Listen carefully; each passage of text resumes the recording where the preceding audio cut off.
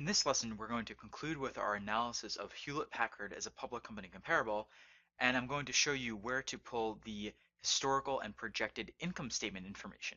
So we're going to see where you actually get revenue all the way down to EBIT, EBITDA, and EPS for a company like this and how we use it in a public company comparable analysis. So the starting point for this, as you have probably guessed, is to go to Hewlett-Packard's 10K filing and start pulling the numbers for the historical side.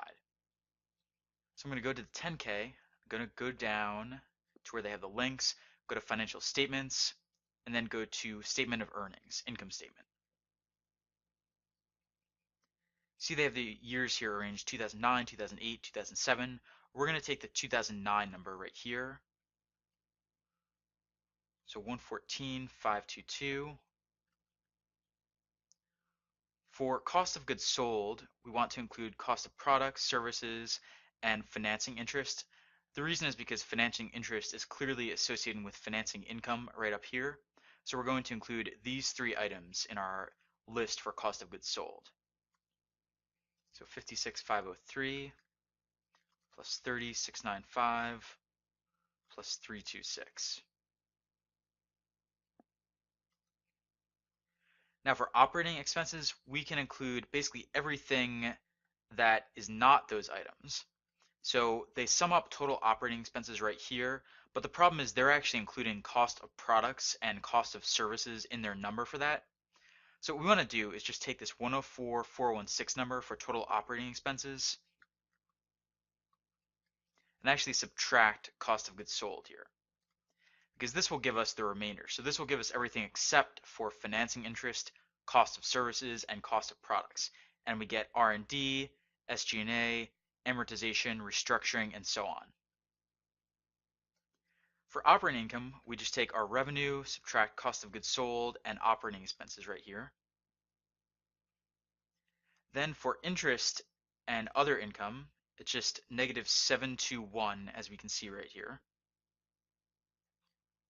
So we'll enter negative 721. For pre-tax income, we'll just take operating income and add the interest income. For taxes, I'm just going to pull this directly from the filing right here. So 1755. And then for net income, we'll just take pre-tax income and subtract taxes. One other thing we like to do quickly is just compare all our numbers to what's in the filing. We see here that our net earnings number, net income number, is off by 30. If you go through all the numbers, you can see that the problem here is that for revenue, we have entered one of the numbers incorrectly. It should be 114,552. So I'm going to go ahead and change that. And now everything matches up. For diluted shares outstanding, I'm just going to take the number that's on here, so the 2437. And then for earnings per share, I'm going to take net income and then divide by diluted shares outstanding times units.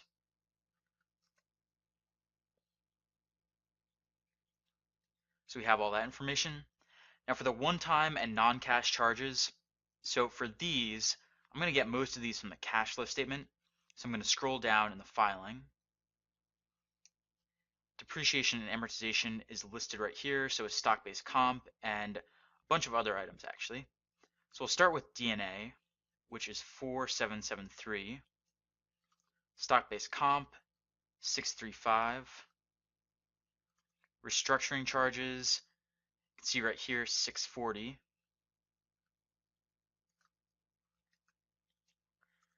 Acquisition-related charges, nothing here really falls under the category of acquisition-related charges, so we'll leave that blank for now.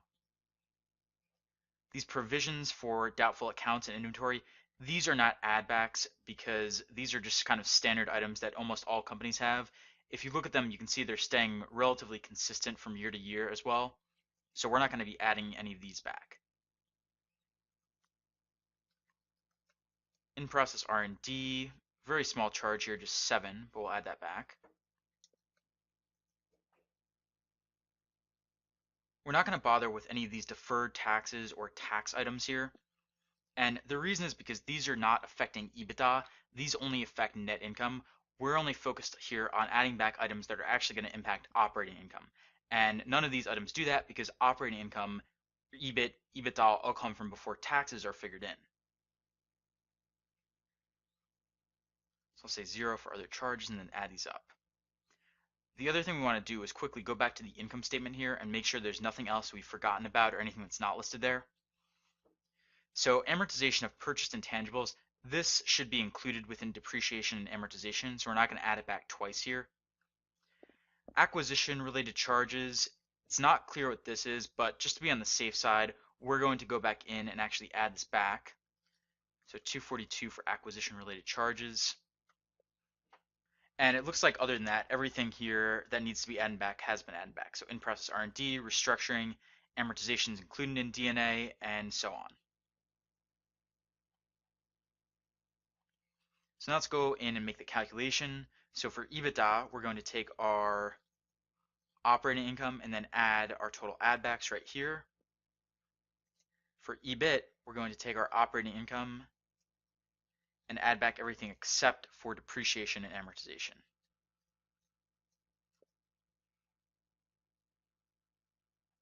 And so that gives us our numbers for both of these.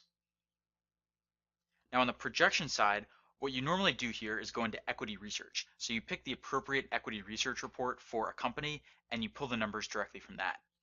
In this case, I've already selected the report. How you select a report and how you select an analyst varies by bank and group. In this case, I've just picked a report from Credit Suisse that's from shortly after HP actually announced earnings. So in this case, we don't even have to go beyond the front page of this. We can just pull all the numbers directly from here. Revenue, EBITDA, and EPS are the ones that we're going to be interested in. Now looking at this, we could go through and look at the Credit Suisse report and try to make all these calculations ourselves, but it's easier just to use the numbers that they've already supplied to us on the front page here. So revenue, I'm going to take these two numbers for 2010 and 2011. So 120,211.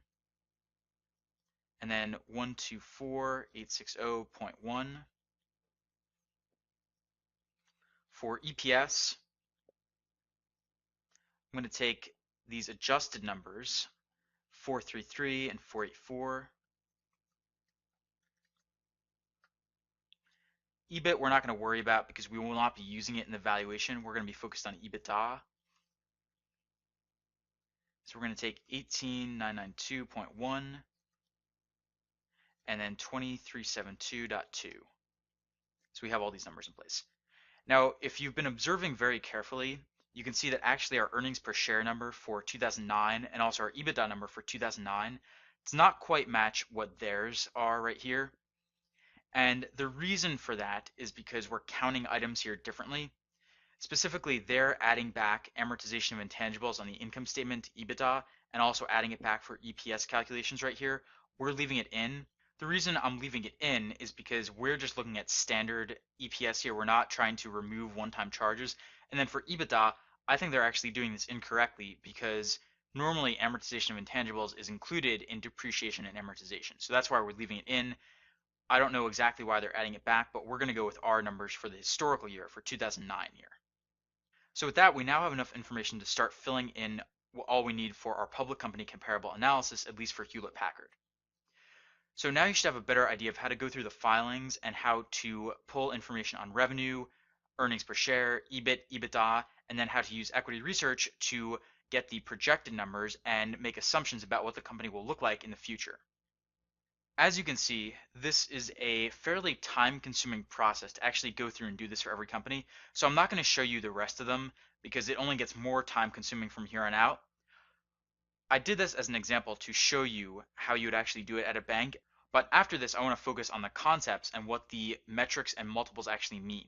So for the rest of them, I'm just going to have the data filled in, and then I'll walk you through it and show you what each of the numbers means and how we actually use it in the context of our valuation.